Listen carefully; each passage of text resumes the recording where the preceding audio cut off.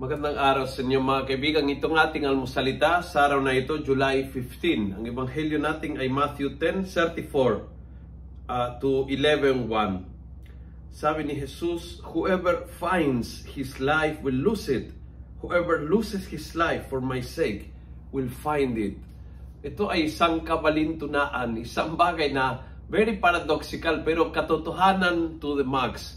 Kapag ikaw ay nakahanap ng buhay, yung tipong okay na ako, wala na akong kailangan pa, hindi ako naghahanap ng anuman, I'm not open for growth, I'm not open for anything kasi feeling ko, eto na ang buhay ko, tapos na, no growth, no more effort, no more pain, and then you lose your life.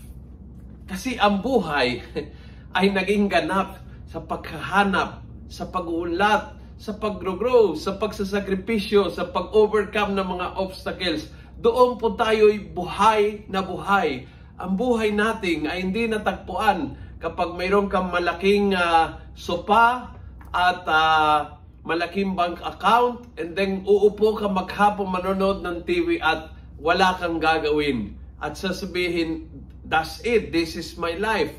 Mawawala. Mawawala ang lasa, mawawala ang gana, mawawala ang lakas ng loob mo, mawawala ang sense of fulfilling, mawawala ang sense of purpose.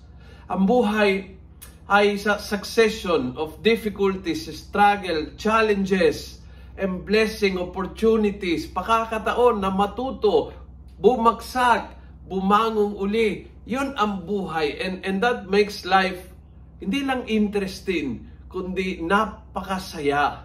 Napakasaya kasi na-experience mo up and down, rich and poor, healthy and sick. Yon ang kagandahan ng buhay. So huwag mo ikahon ang buhay mo na sabihin, dito na, okay na ako, tapos na.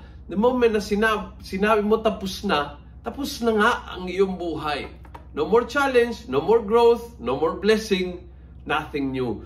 So, ang nakahanap ng kanyang buhay ay mawawala nito, pero ang nagbibigay ng buhay ay matagpuan nito. Ika nga, sabi ni Jesus. Kung nagustuhan mo ang video ito, pass it on. Punuin natin ang good news ang social media. Gawin natin viral, araw-araw ang salita ng Diyos. And God bless.